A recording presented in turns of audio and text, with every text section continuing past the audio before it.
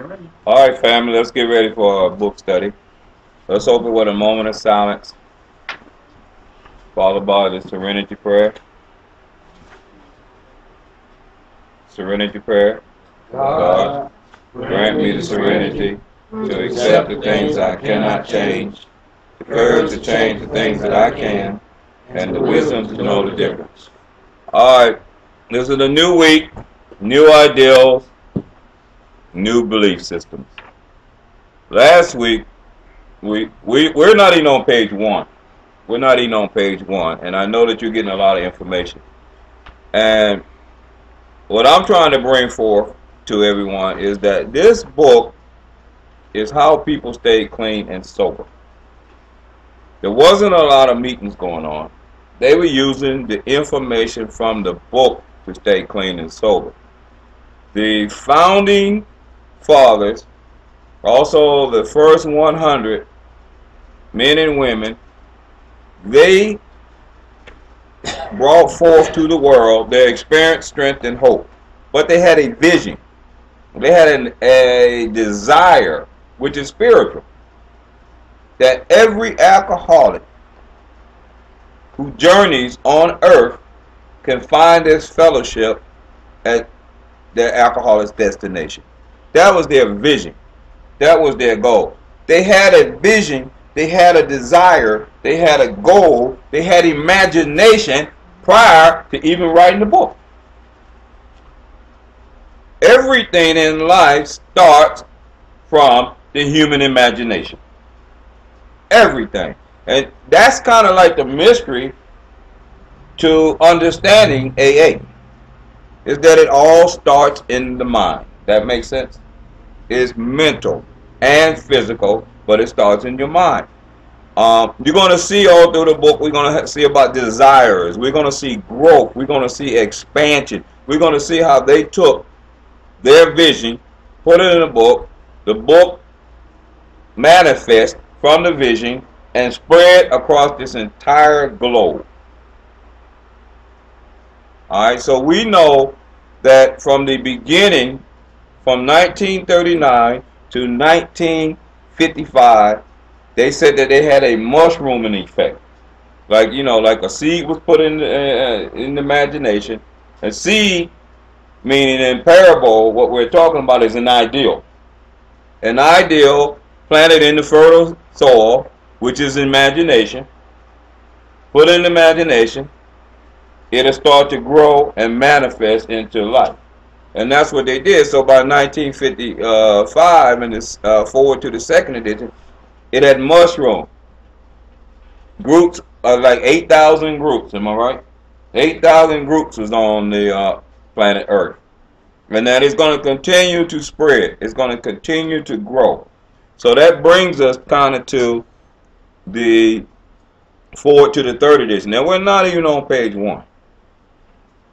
But I want to open your minds, because a book study is an open-minded place. It's an open-minded position or consciousness, so you can learn how this whole concept came about and why it's so important to be a part of a program and a fellowship. Most people today that I experience have a lot of fellowshipping in their life, but no programming. This is strictly program up here. We're not sharing about relationships. We're not talking about jobs. We're not talking about who won the football game last Sunday. We're talking about what's on this page. So I ask you to kind of keep your sharing to what's printed on the page. That makes sense? So let's go forward. Let's start with forward to the third edition, Erica. Hi, I'm Erica and I'm an alcoholic. Yeah, Erica. By March 1976, when this edition went to the printer, the total worldwide membership of Alcoholics Anonymous was conservatively estimated at more than 1 million, with almost 28,000 groups meeting in over 90 countries. They just expanded. Now we're up to 1 million people and 28,000 groups, over 90 countries. It's growing. Keep going. Surveys of groups in the United States and Canada indicate that AA is reaching out. not only to more and more people, but to a wider and wider range. Women now make up more than 1/4 of the membership. Among newer members, the proportion is nearly 1/3. 7% of the AAs surveyed are less than 30 years of age. Among them, many in their teens. So as the groups start expanding, as AAs start expanding, it start reaching more and more kinds of various kinds of alcoholics. More women was joining, more younger people were coming in. So it start, as it started growing, it started expanding in the type of alcoholics that was joining AA. The basic principles of the AA program, it appears, hold good for individuals with any different lifestyles, just as the program has brought recovery to those of many different nationalities. The 12 steps that summarize the program may be called Los 12 Pasos in one country, Les 12 Etapes in another, but they trace exactly the same path to recovery that was blazed by the earliest members of Alcoholics Anonymous. Now this is important. The basic principles of the AA program, we're talking about the 12 steps.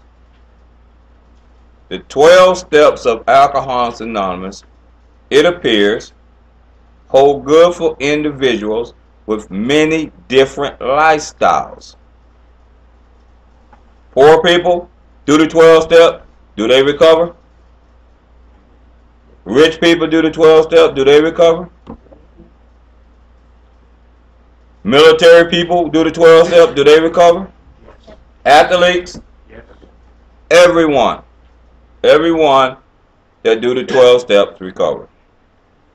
I can honestly tell you, rarely have I, with 20 years, seen a person fail who has thoroughly followed this program. Never have I seen a true 12-stepper relapse. I've seen a lot of people work the 12 steps off the board.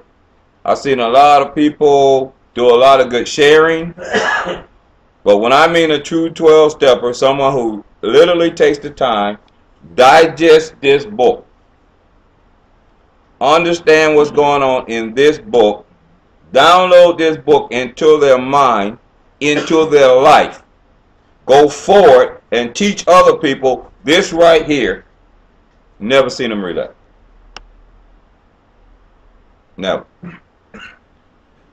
So it says the 12 steps, let me just go back a little bit. Different lifestyles, many different lifestyles, just as the program has brought recovery to those of many different nationalities. The 12 steps that summarize the program may be called, and they start going to different countries, all right? So what we have is the book is being translated in other languages.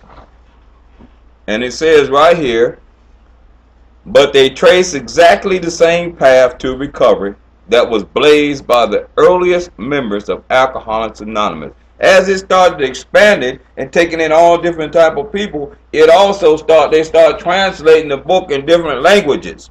And if you can be sitting in Russia, and if you have this program right here translated in your native language, and you did the 12 step, you do recover. That makes sense? I've been blessed. I have truly been blessed with the AA program, because when I had 6 months clean, I joined a book study just like the one we have here. If you heard my sponsor doing the big book study, or anybody that was in the big book study with us, everything come out of my mouth is identical as what's coming out of their mouth. It's the same thing. My sponsor, if he was sitting up here, I might bring him sometime. And when he's sitting up here, he's going to say the same thing I'm saying right now. We all studied this the same way. And we all stayed clean and sober. That makes sense? All right. Go ahead. In spite of the great increase in the size and the span of this fellowship, at its core it remains simple and personal. Each day, somewhere in the world, recovery begins when one alcoholic talks with another alcoholic, sharing experience, strength, and hope. in spite of the great increase in the size and the span of the fellowship, at its core, the center, the core, it remains simple and personal. Each day, somewhere in the world, recovery begins when one alcoholic talks with another alcoholic, sharing experience, strength, and hope. That's recovery. My ideal is for everyone in here, that if you hear my voice, to bring one alcoholic to this group next week. Bring one person. Find one person. Invite one person. Drag one person. Kick one person. Get them in. That's what recovery is about. You guys with cars, go pick up somebody. You guys with girlfriend, bring them in. You women with boyfriend, bring them in. Let's expand. Alright, let's keep going. The 4th edition. This 4th edition of Alcoholics Anonymous came off press in November 2001 at the start of a new millennium. Since the 3rd edition was published in 1976, worldwide membership of AA has just almost doubled to an estimated 2 million or more, with nearly 100,800 groups meeting in approximately 150 countries around the world. This 4th edition of Alcoholics Anonymous came out the press in November 2001. You know, I can only speak to, like, for me and Ken. We've been so blessed that when they printed the 4th edition of Alcoholics Anonymous, this book here, we were clean and sober. We were clean and sober. So we have experienced the one I'm reading right now, the 4th edition, since its entirety, without a relapse. That's a miracle for me. Alright? Literature has played... Whoa. Since the 3rd edition was published in 1976, worldwide membership of AA has almost doubled to an estimated 2 million or more. Nearly 100,800 groups meeting in approximately 150 countries around the world. I don't know how many countries around the world, but I do know that AA is almost every place on earth today. I have personally go on vacations, go to the Bahamas. I've been to Korea. I went to Alaska, and I attended an Alcoholics Anonymous meeting. Alcoholics Anonymous meeting in other countries, in other languages. But I was loved and embraced just like I was here. I have went to places here, and when we talk about different lifestyles, I have personally, and I can honestly speak this, been down in Alabama to an AA meeting that had Confederate flags. It was on a Saturday morning. Pickup truck hired this building with shotguns in the window, and walked in there, and they embraced me and loved me. Fed me pancakes, eggs, and biscuits, and we had a meeting. I didn't know what they were saying, because they were speaking hillbilly. But I was loved, and I enjoyed it, and they welcomed me back.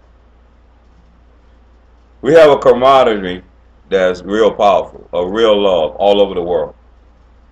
And that's something to embrace. I felt good. I felt good. All right, let's keep going. Literature has played a major role in AA's growth, and the striking phenomenon of the past quarter century has been the explosion of translations of our basic literature into many languages and dialects. In country after country where the AA seed was planted, it has taken root, slowly at first, then growing by leaps and bounds, and literature has become available. Currently, Alcoholics Anonymous has been translated into 43 languages. Let me see if I can do this to make it beautiful and make it spiritual. Literature has played a major role in AA's growth. The book, the little pamphlets, has played a major role in the AA growth, in the expansion of AA. And a striking phenomenon of the past quarter century has been the explosion of translations of our basic literature into many languages. They have printed this book in all type of languages, everywhere. And a phenomenon is an event that takes place. We don't know why or how it's happening, but we do know it's happening. You know, they say Michael Jordan was a phenomenon in basketball, but he dribbled like everybody else. He shot like everybody. He even trained the same amount of time everybody else did. He spent the same amount of same amount of time on the court as everybody else did. But his ability to play the game was a phenomenon. It was way higher than everybody else. We don't know why or how, but we do know it's there. That makes sense. They don't know why or how, but they do know that this expansion has something to do with the literature. Not good sharing. Not good sharing, Dolores. It was all about the literature. In country after country where the AAC was planted,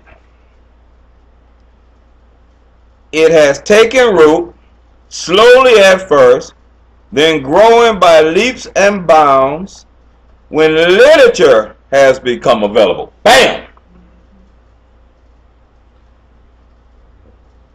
You know, what is the seed? Are they talking about a little seed that you put in the ground? Or are they talking about imagination and ideal? Imagination. Like on another book, they talking about sowing seeds. We're talking about imagination. We're talking about the ideal. When someone takes the ideal of AA over to another country where people not there and explain it to them and then pass out the literature, it starts to grow. And it says that it takes root slowly at first, then growing by leaps and bounds when literature has become available. Currently, Alcoholics Anonymous has been translated into 43 languages. When the books start getting around, people start recovering. Plain and simple. So, a lot of times, this is very, very important. Now, I don't want to hurt nobody's feelings, because in the book it says alcoholics have the most sensitive feelings than anybody on earth. So you say something too hard, they go to crying. So here's the deal. If we've been going in and out of the rooms and not staying clean, and we haven't studied the book, then that's the reason why you're not staying clean. If millions of others are staying clean all around the world using the literature, what makes me think I'm going to stay clean and sober not using the literature? It's not going to work. You don't have to read. You just need to be committed in this group. And take one of them CDs home. Alright, let's keep going. As the message of recovery has reached larger numbers of people, it has also touched the lives of a vastly greater variety of suffering alcoholics.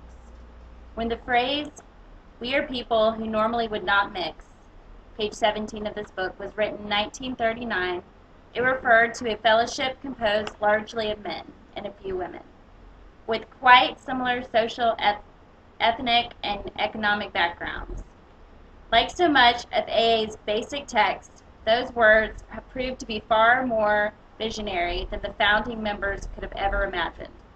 The stories added to this edition represent a membership whose characteristics of age, gender, race, and culture have widened and deepened to encompass virtually everyone the first 100 members could have hoped to reach. All right, let's go on. As the message of recovery has reached larger numbers of people, it has also touched the lives of a vastly greater variety of suffering alcoholics. We kind of went back over that, how different alcoholics and different people from different lifestyles was coming into AA and starting to get clean and sober. When the phrase, "we are people who normally would not mix,"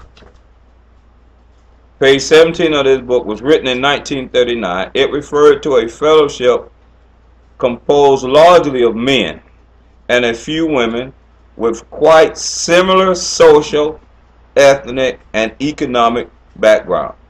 You know, they're talking about basically 100 men and women who started AA at the time. And they already said that most of them were professional folks. So we know that Dr. Bob was a doctor. We know that Bill Wilson was a broker, right? A financial broker. So, and we know that Bill Wilson made a lot of money. Dr. Bob was a doctor. So I'm assuming the rest of these people were well-to-do.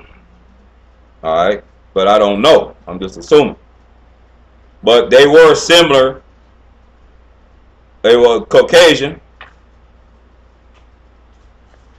And they were people who could read and write because they wrote the book. They were able to reach out and quickly get on the news, the media circuit.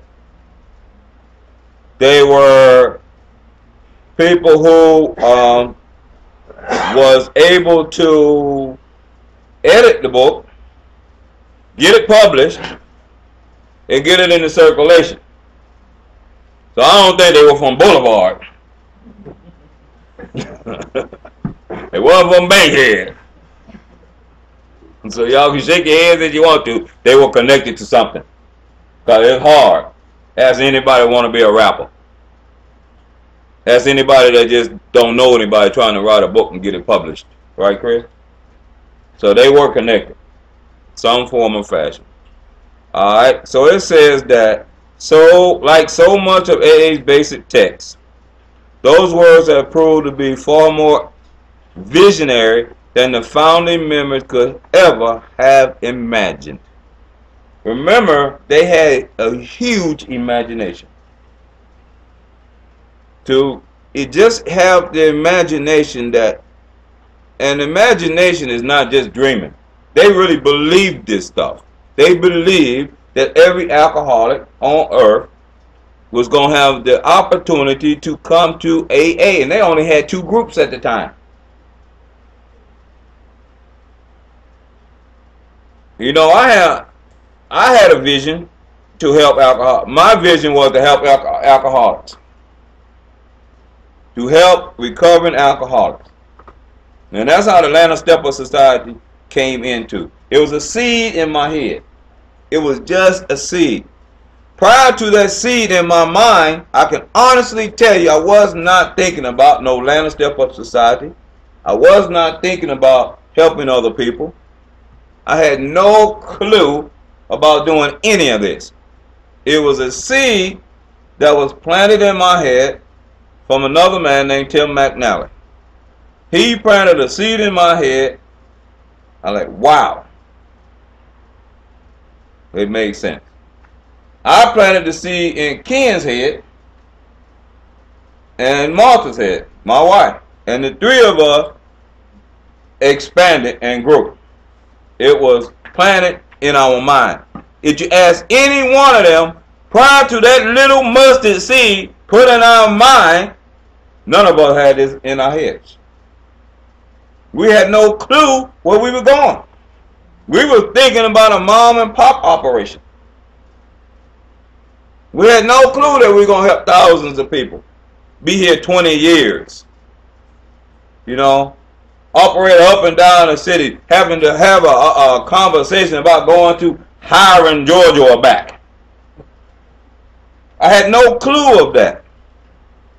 But it's here now. It has manifested. The seed took root in fertile soil and manifested itself. That's how I know anybody could do this.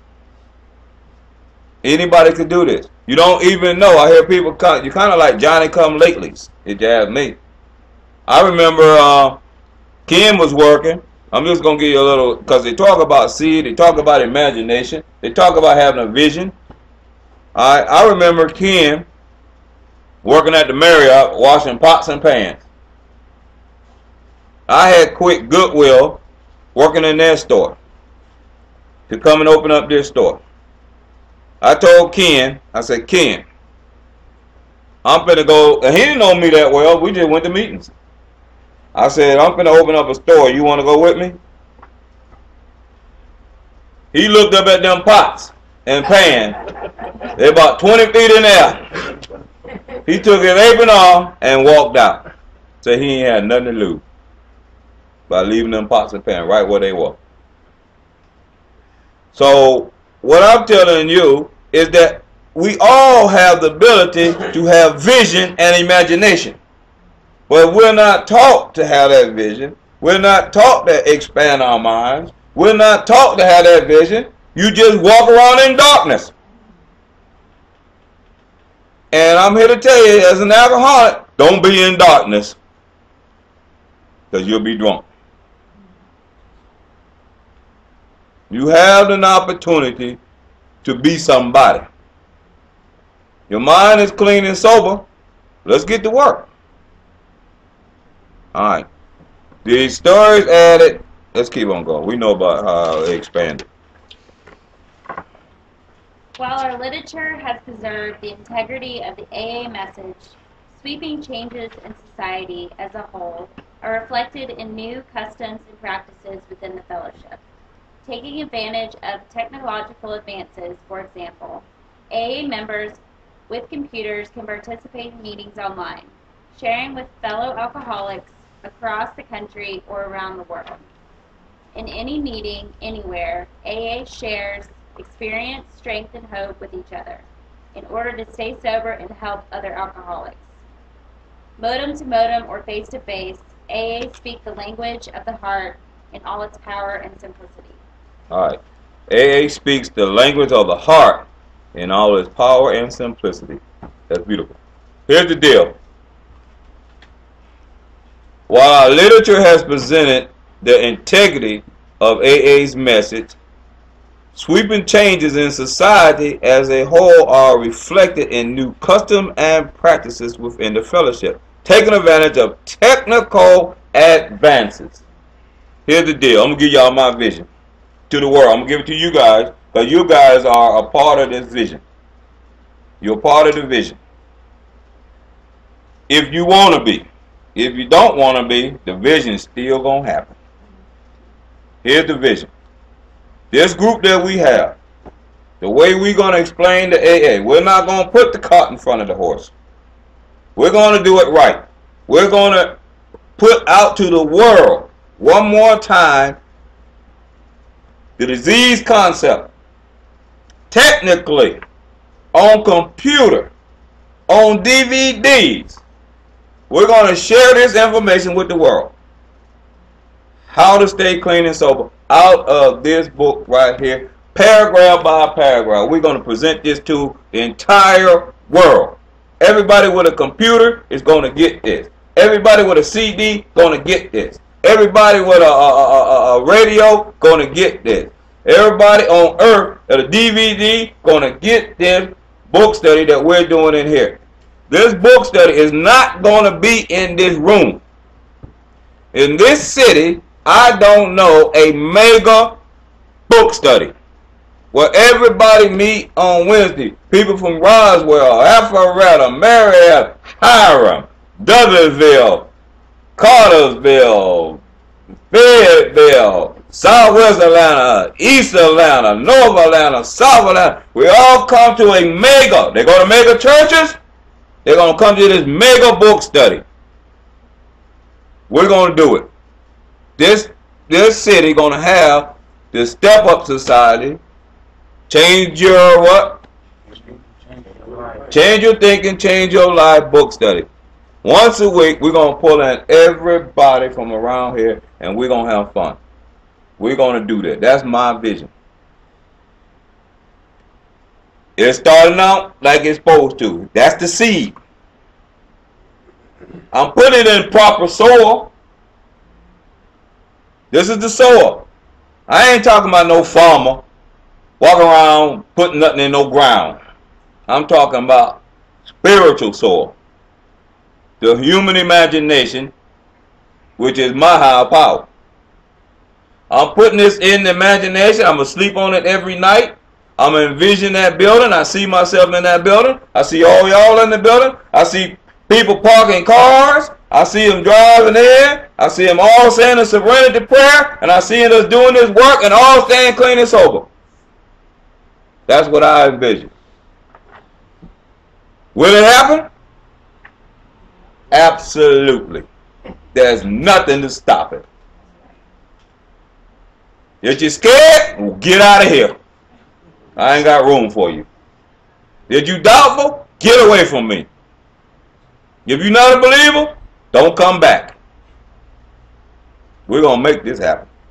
That's what we do. That's what we do. That's the vision. That's the goal. Everybody agree? Yes. That's what we're going to do. All right. Because this room already filling up.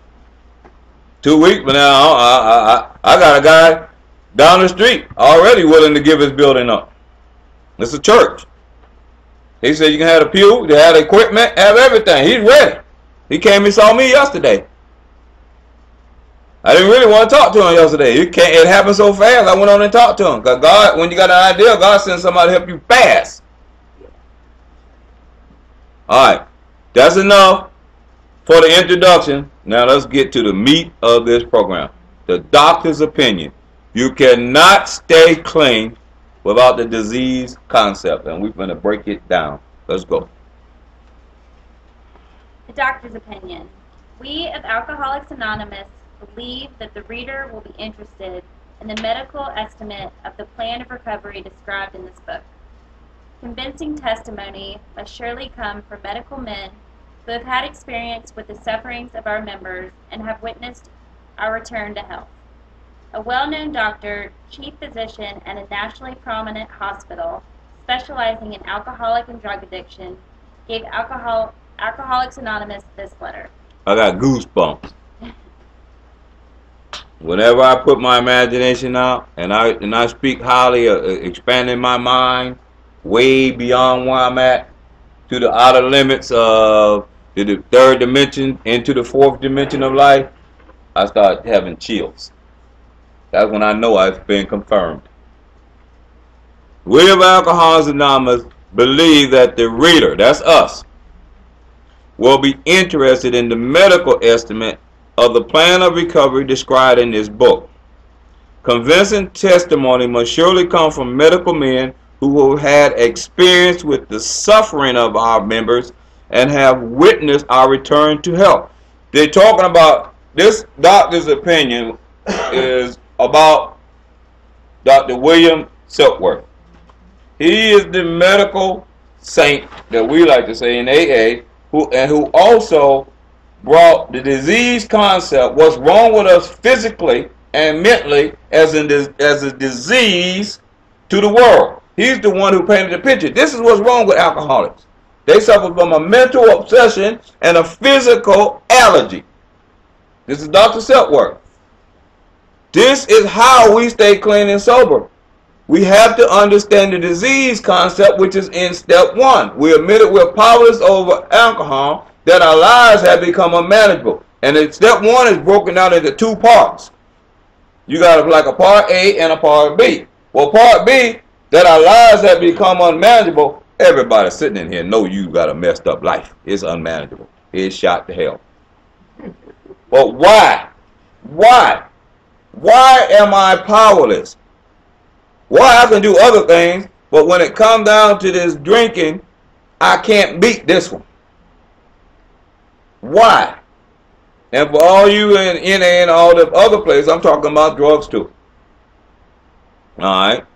It says that convincing testimony must surely come from medical men who have had experience with the suffering of our members and have witnessed our return to health.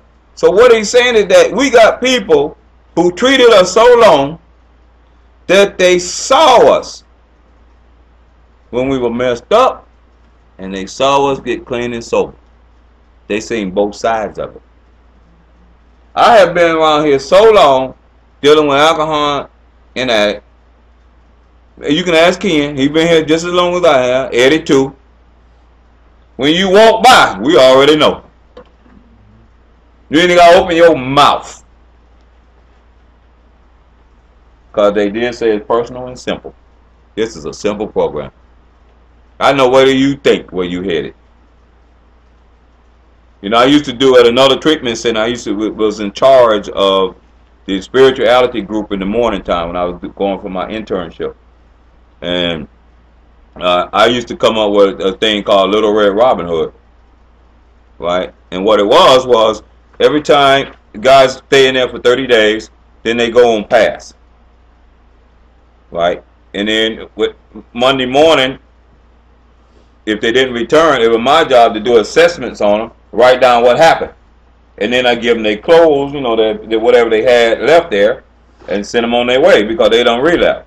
The ones that, you know, the ones that did relapse. So every morning, every Monday morning, let's say we let 10, 15 guys go out. 3 or 4, 5 will relapse. And then they come in, I'm writing down what happened. I call it Little Red Robin Hood. On my way to Grandma's house, I was doing okay. I was going to see my aunt.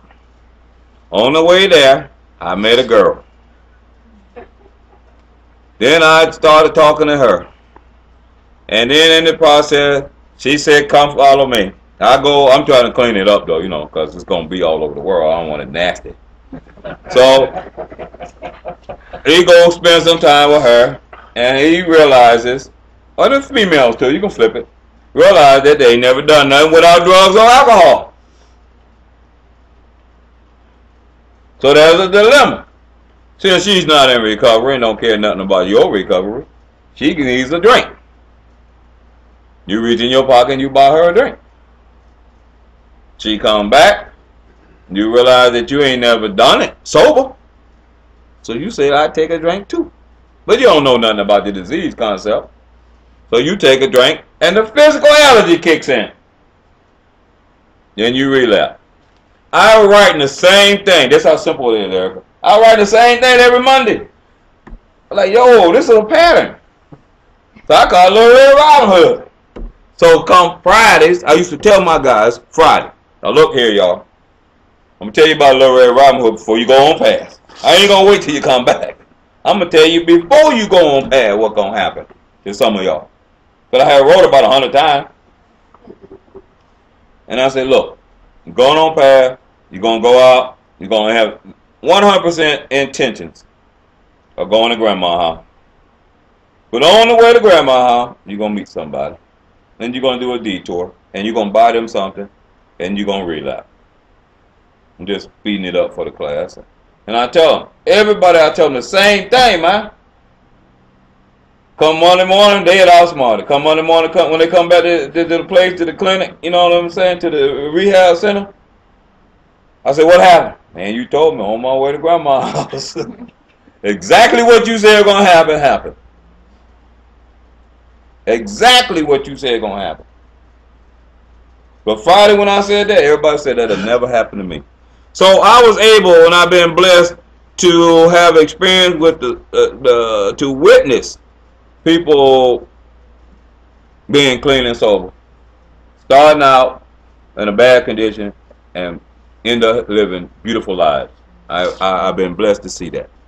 And you guys will only see that if you stay clean and sober. That's the only way you're going to be able to see it happen. All right. It says a well-known doctor, chief physician at a nationally prominent hospital specializing in alcohol and what? Drugs. Right there in the beginning, not even before page 1, it says alcohol and what? Drugs. Gave Alcoholics Anonymous this letter.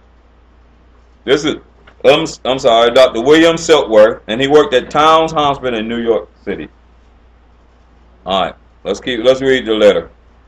Read the whole letter, then I'll go back and break it down. Okay. To whom it may concern, I have specialized in the treatment of alcoholism for many years. In late 1934, I attended a patient who, though he had been a competent businessman of good earning capacity, was an alcoholic of a type I had come to regard as hopeless. In the course of his third treatment, he acquired certain ideas concerning a possible means of recovery. As part of his rehabilitation, he commenced to present his conceptions to other alcoholics, impressing upon them that they must do likewise with still others. This has become the basis of a rapidly growing fellowship of these men and their families. This man and over 100 others appear to have recovered. I personally know scores of cases who were of the type with whom other methods had failed completely. These facts appear to be of extreme medical importance. Because of the extraordinary possibilities of rapid growth inherent in this group, they may mark a new epoch in the annals of alcoholism. These men may well have a remedy for thousands of such situations. You who may reply absolutely on anything they say about themselves. Very truly yours, William D. Silver. All right, let's break that down. To whom it may concern. He has two letters in the doctor's opinion. There's two letters. This is the first one. To whom it may concern, I have specialized in the treatment of alcoholism for many years. I think it was like between 30 and 40 years. He was treating people like us, thousands of us, for a long time. So he's seen the pattern, he understood the pattern, and he presented it to the world. In late 1934, I attended a patient who, though he had been a competent businessman of good earning capacity, was an alcoholic of the type I had come to regard as hopeless. You're talking about Bill Wilson right here. Remember we did the little homework experiment on hopeless? And we said that if you can list everything worthwhile in your life that you were using, and then compare whether they're alive or dead, and if most of it was dead, then you were hopeless. Because a lot of people don't think they were hopeless. I hear people all the time coming here telling me how great their life was, and they didn't step up. Duh! You know, that's self-explanatory. It ain't that great. In the course of his third treatment, you know what? I gotta tell you something about this. I think I was a little cocky when I got clean and sober, because I kind of felt 100% that I wasn't gonna do no more drugs and alcohol. I just wasn't gonna do it. But other people around me were relapsing, and I used to sit back in the back of the room, and I would say to myself, I wouldn't tell nobody, you know, I would say in my own mind, look at that sorry ass boy. You know, saying to myself, sorry, I ain't weak. So I carried that for a long time, right? And then, you know, I'm in a book study, and I tell you, I've been blessed because I started book study just like this at my 6 months. I've been in a book study the whole time I've been clean and sober. Started in 6 months. I never got out of book study. At one time, I wouldn't go to the fellowship. I just go to book studies. All right. So I already been blessed. But I used to sit back and just say my voice in the back of my head would say mean things about them guys and women who relapse. I call them weak and sorry and all that. Then I was reading this, right, and then the guy was saying, Bill Wilson, in the course of his third treatment. I said, whoa, I need to change that thought. Because if the founder can relapse, who am I? That thinking got to go. That makes sense? I'm sitting there being cocky and arrogant. I found out that the founder of AA don't relapse. Well, that was it. I never did that one again. Bill Wilson can relapse. Anybody can. You know? So in the course of his third treatment, he acquired certain ideas concerning a possible means of recovery. We need to have like a little code. Like when I say, like write, you need to write something down. With your notebook, you know I told you bring all your paperwork? Write this down. A is like a puzzle with 3 parts. You can just draw a circle and then make it like a kid puzzle with 3 parts to it. Just like circle, But and you know, like 3, you know. And so what we're gonna have is like, I guess I can do it real fast. Somebody give me a pen or a marker, like one of them black markers we use. What? What? I'm gonna show you right fast. You need like a circle.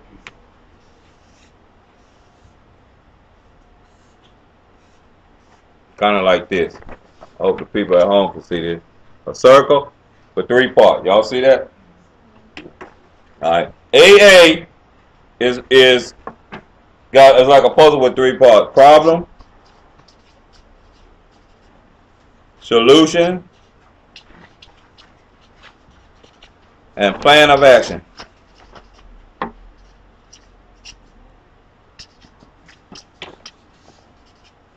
Problem, solution, plan of action. Problem, solution, plan of action. So what we got is, the problem is step 1. And you know, that's one part of the puzzle. The solution is step 2. The plan of action is steps 3 through 12. Like that. So what we got is kind of like in Bill's story, it's kind of parallel to each part. One time he go in treatment, he learned part what? A part of the thing. Then second time he go in, he get another part. And the third time he go in, he get the third part. That makes sense? So that's the same with us. There's no difference. Bill is us. This is not a history book. This is a spiritual book. Everything, all the experience, strength, and hope that these people had all them years ago, they still our experience, strength, and hope today. There's no difference. People come into the program. When they come into the program, I know for a fact more people kind of believe that the solution is the power greater than themselves. More people believe in God or something like that. But I know for a fact, if you don't know the disease concept, you definitely don't know what your problem is. So you don't have that part of the puzzle. And you haven't done the steps, so you don't have this part of the puzzle. You're only coming in with one part of the puzzle. How are you going to stay clean with one part? Some people have this part, do this part, but don't do this part. I know some people who understood what the disease concept is, kind of did this part, and thought the solution was a turtle.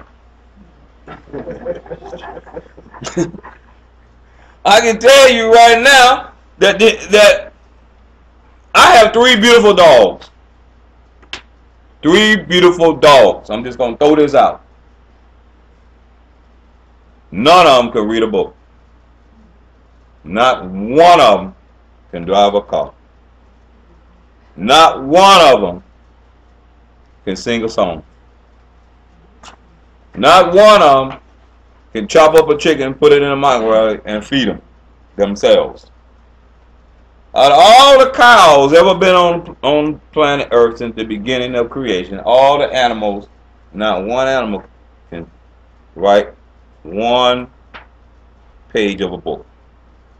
No giraffe can sit down and write a poem. No monkey,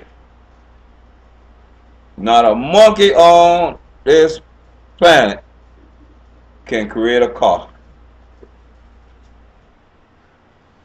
I seen frogs jumping across on the road, but I never seen one build one.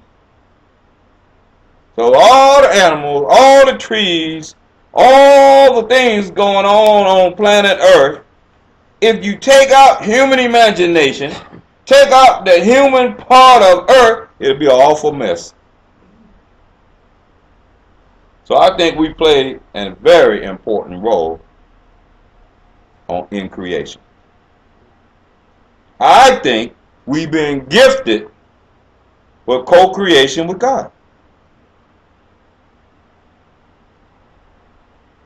But if you don't want to have this gift, then we might be like a cow. We might have an imagination like the frog. Or we might want to write a poem like the giraffe. Let's get back to this. Anyway, in the course of the third treatment, he acquired certain ideals concerning possible means of recovery. If Bill Wilson did not have the Spirit of God in him, he could not acquire anything. That's my point. Without the imagination, they would never wrote the book. Y'all getting it now? Without the human imagination, without a higher power, none of this would ever happen. As part of his rehabilitation, he commenced to present his concession to other alcoholics, impressing upon them that they must do likewise with still others. That's why I tell y'all, find somebody and bring them to the groups. That's a part of your rehabilitation. That's part of your recovery, is to bring a guest. This has become the basic of a rapidly growing fellowship of these men and their families. This man and over 100 others appear to have recovered. They start sharing this information with other people. I personally know scores of cases who were of the type with whom other methods had failed completely. He has seen a lot of stuff. This is the doctor now. He got to be humble. He's telling you that this alcohol, 12-step stuff, AA stuff working. Because he's a doctor and he said, I know plenty, scores, thousands of other people that tried other ways and failed what? Completely. These facts appear to be of extreme medical importance because of the extraordinary possibilities of rapid growth inherent in this group. They mark a new beginning in the annals of alcoholism. These men may well have a remedy for thousands of such situations. You may rely absolutely on anything they say about themselves. This man giving the okay to AA. Now, check this out. He gonna get more humbler and humble as time goes on in the next letter. But technically, to me, he was the main man. Dr. Silkworth was the man on the medical side, because that's what he did, treat alcoholics and addicts. He didn't have to write this. And he showed him how to say you can rely on what they're saying. He could have said you can rely on what I'm saying. He didn't do that. He gave it to the proper source. Alright, let's do the next paragraph. The physician who, at our request, gave us this letter had been kind enough to enlarge upon his views in another statement which follows. In this statement, he confirms that we who have suffered alcoholic torture must believe that the body of the alcoholic is quite as abnormal as his mind. It did not satisfy us to be told that we could not control our drinking just because we were maladjusted to life, that we were in full flight from reality, or were overripe mental defectives. These things were true to some extent, in fact, to be a considerable extent with some of us. But we are sure that our bodies were sickened as well. In our belief, any picture of the alcoholic which leaves out this physical factor is incomplete. Alright, this is a whammy. Lesson number 1. The physician who, as Dr. Silkworth, at our request gave us this letter, has been kind enough to enlarge upon his views in another statement which follows. Here's the statement. This is very, very, very, very, very important. You want to stay clean and sober? You got to learn this. In this statement, he confirms what we who have suffered alcoholic torture must believe. Write it down. Circle it. Put it in your book. You must believe this. 100%. That the body of the alcoholic is quite as abnormal as his mind. We're talking about our body. We know our mind's off, but the body's off too. We're going to study this, all the way up to page 30. Step 1's on page 30. We got to get all this information in to do step 1. Our bodies is sick. Alright? We have a phenomenon of craving, an allergy that average temperate drinkers don't have. Other people don't have it. There's us in here, and there's them out there that's drinking right now.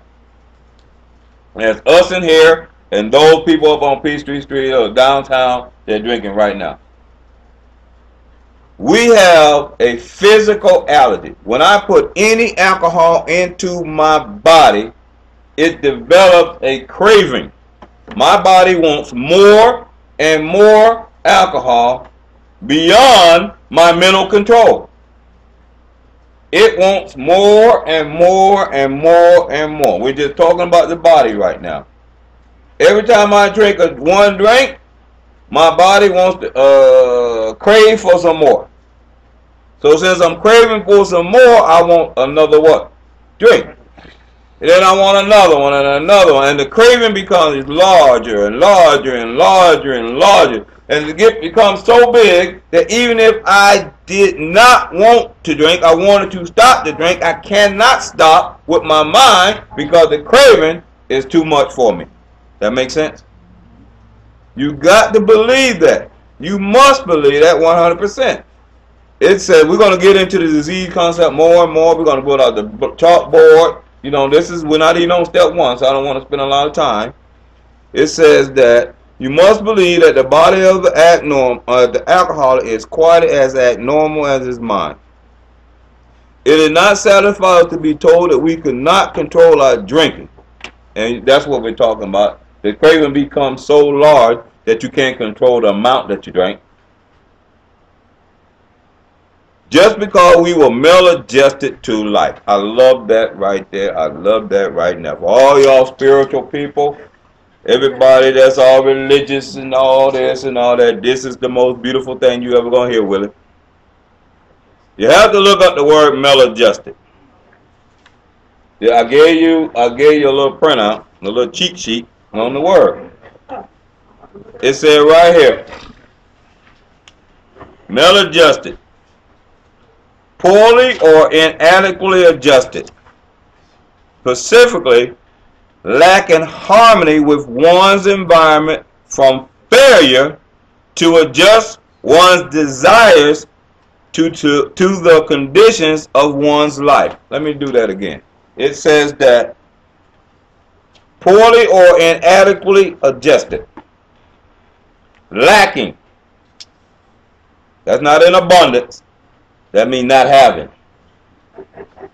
Harmony with one's environment, from failure to adjust one's desires to the conditions of one's life. So if I have a desire to be the best husband I can be, to have a beautiful job, you laugh, and a nice house, and some good things in my life, that's my desire, right? That's what I want. That's what I imagine. That's what I want to happen for me.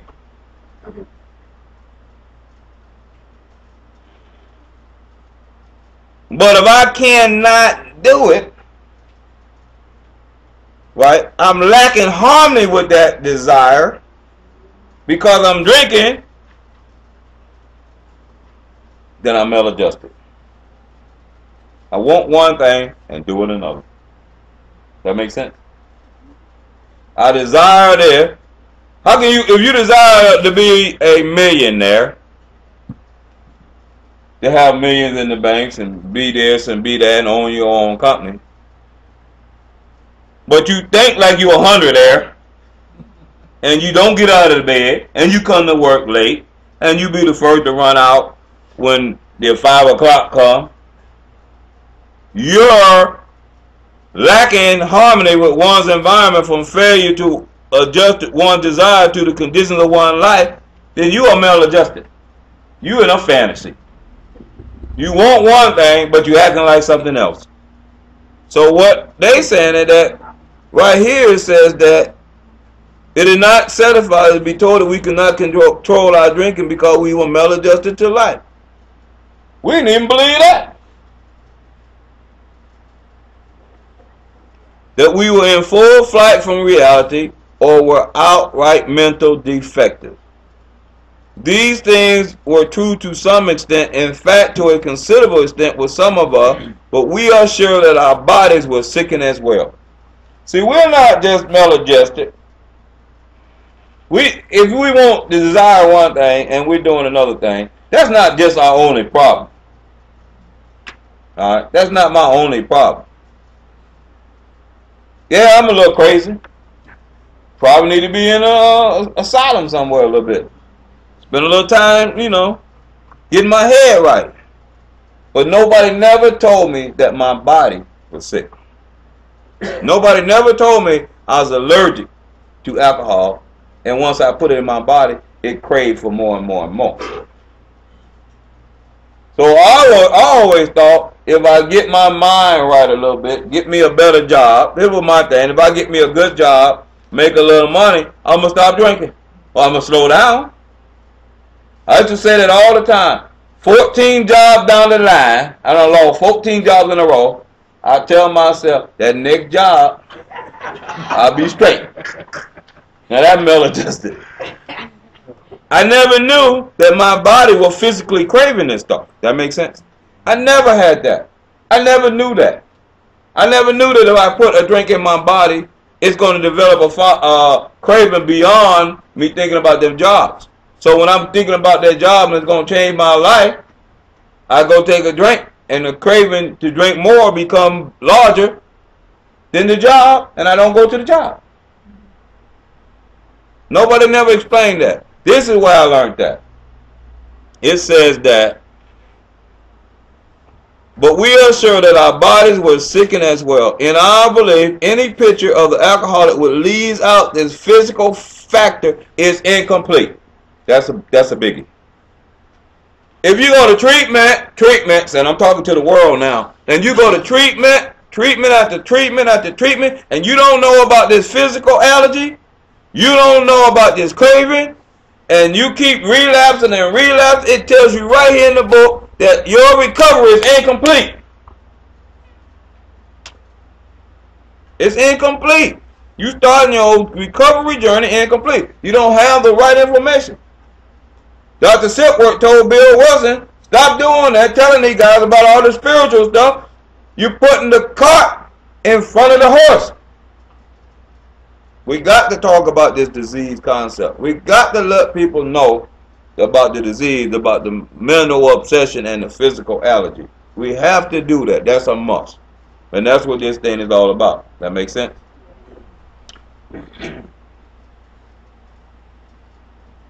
All right, I think what we can do is stop right here. And we're going to open it for Q&A. But what I want to do is go back over this this little puzzle right here. If you can kind of like look at this puzzle and say and see what you did. Let's say you went in treatment the first time and you did hear about the solution, kind of believe that, and you heard a lot about the plan of action. Neither you didn't do it. And then you relapse.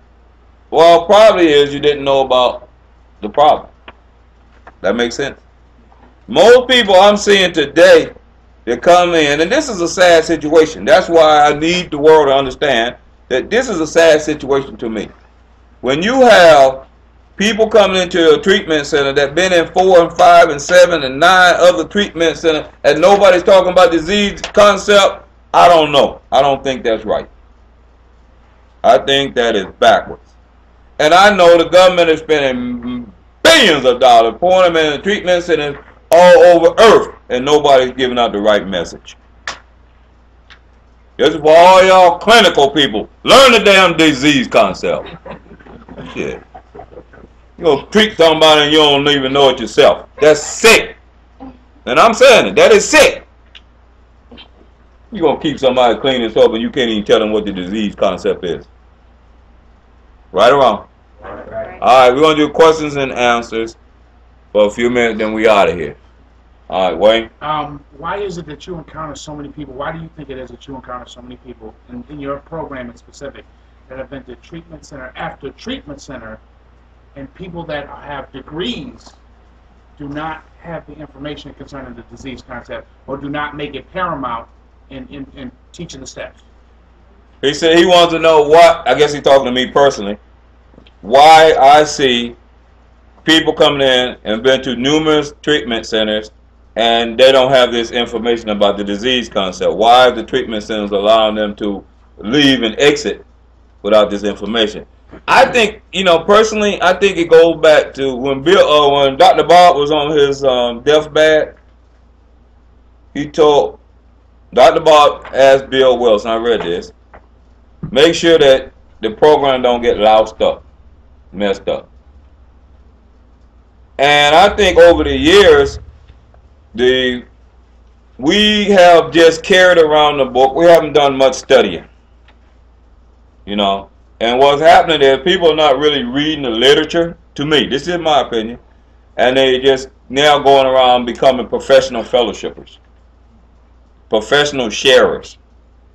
They are giving their experience, strength, and hope, but they're not teaching from the book. So the source of information, the information that should be put out to the newcomer, is being smothered by good sharing. That's what I think. What you think, Ken? Exactly. He says exactly that. So we're not getting the book out. We're getting more of the good sharing out. And that's contradictory to the way the program was set up, because we read that it was translated in different languages. It grew by one of the major factors of AA being successful because of the literature, not because of the good sharing. If you read and study the literature, then your sharing be great.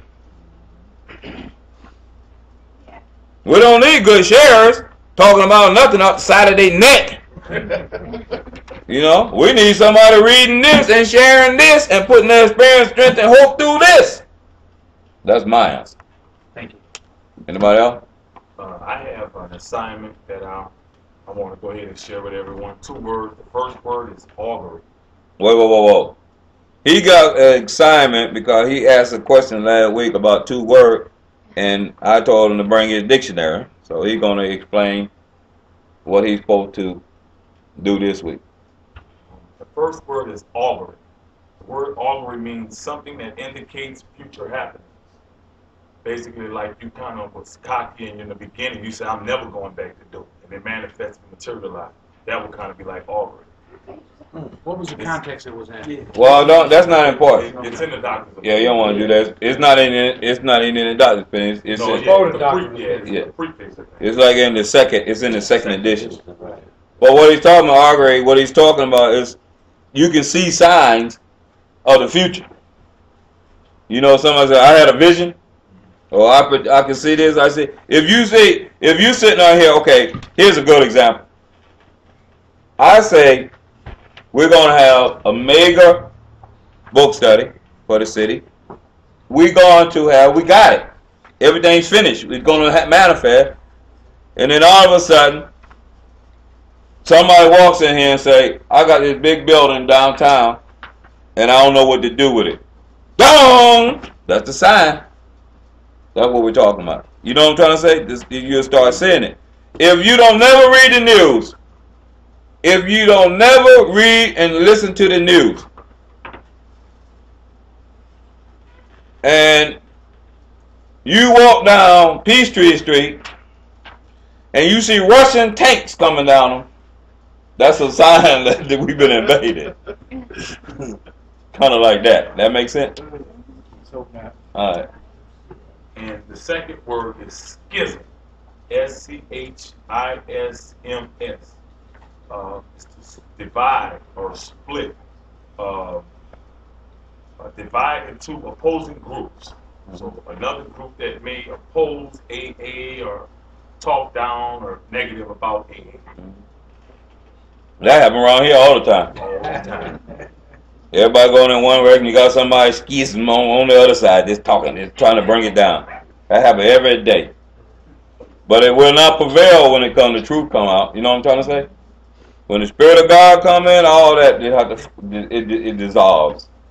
Anybody else? I'm gonna go to the disease concept.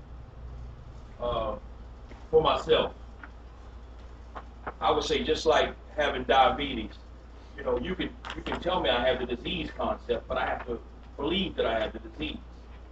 And I think that, you know, my last episode, you know, going back out and experimenting again, it's not really accepting that I have it. I got diabetes, but I still love cake, and I play Russian roulette with it. You know, I'll eat a piece of cake, but no, I got sugar. You know, and I ain't supposed to be drinking sugar. So I'm just saying that I believe my relapse come from not believing that I have the disease. Know the results of it. Know if I put that mess in my system, boom, I'm off to the races. But that little disease will whisper in my head, boom. What if you're okay? What if your system balanced out? What if you can handle it this time? You know, which unsuccessful. You know, unsuccessful again. Trying to beat the disease, trying to beat something that's like the folks said, my body has a problem. When that stuff goes inside me, I'm allergic to it, and the reaction is I don't stop until the funky groove is over. Mm-hmm.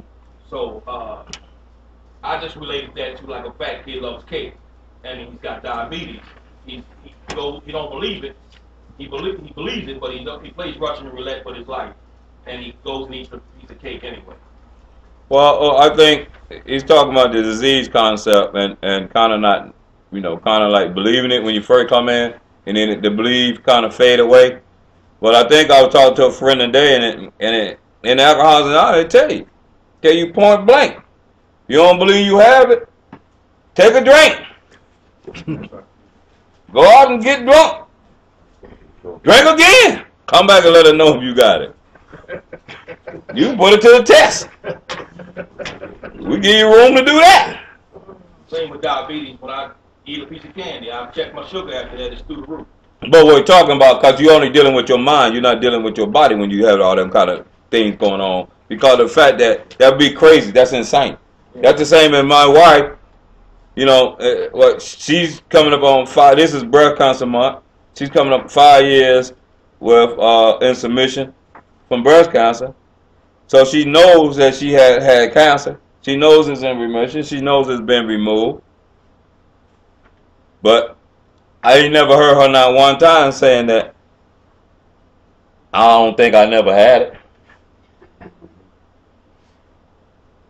See what I'm saying? Not one time that she never thought that she didn't have it. Well, alcoholics is crazy. We hit Skid Row bottom. They down there 20 years. Come back and get cleared over 3 months later. Say, I ain't got no damn disease. I'm going to go back and take a drink. 20 more years. That's insane. I was going to ask what part of the power would that be 1, 2, or 3? Say again. What part of the puzzle would that be? Knowing that you know what it can do to you, but you lose belief over a certain amount of time. All right, that's all. He wants to know what part of this puzzle are we dealing with? Problem one. Step 1. See, that's what happens in the fellowship now. And then this is the last person, then we're going to call. That's what happens in the fellowship now. I'm not down in the fellowship. We need the fellowship. But we need the proper information in the fellowship also. That makes sense? So, it takes the fellowship and the program to stay clean and sober. You need both. It's made up of 2 things, the fellowship and the program. So what I think is that in the fellowship, we talk a lot about step 1. Admitting. Let's admit we addicts. Let's talk about how we got drunk. Let's share about step 1. But nobody's telling you what step 1 is. Then on top of that, since they're not giving you information, they turn around and say, we say, you must do step 1 100%. If you're not getting anything, you don't know about the disease concept, you don't understand the cycle of addiction, you don't understand about the mental obsession and how it works in the mind. See, Aaron talking about the body, but he ain't got it in the mind either. Because if your mind playing tricks with you, that's the obsession playing with you. You don't know that. I ain't want to address it because we not there. We're only talking about the body. But the bottom line is that how can you, if you not getting no information, how you gonna practice it 100%? Nothing plus nothing don't equal 100. Nothing plus nothing practices 100% of nothing. Just good sharing. It might hold you for a little while, but like Aaron said, it ain't gonna keep you. That makes sense? You got to understand this disease. You have to believe it 100%. You got to get it deep down in your heart, in your soul, that you are an alcoholic or addict. You got to be so embedded in you, no matter where you go on earth, you won't take a drink because you know you got the disease of addiction. One drink triggers that craving. And no amount of time are you cured. It's always constant and it's always drinking when you sober. We only clean by the grace of God. That makes sense? All right, let's close. A moment of silence and the Lord's Prayer. Who keeps us clean? Heaven, hallowed be thy name. Thy kingdom come, thy will be done, on earth as it is in heaven. Give us this day our daily bread, and forgive us our trespasses, as we forgive those who trespass against us. And lead us not into temptation, but deliver us from evil. For thine is the kingdom, the power, and the glory, forever and ever. Amen. That's it. All right, get a little clean.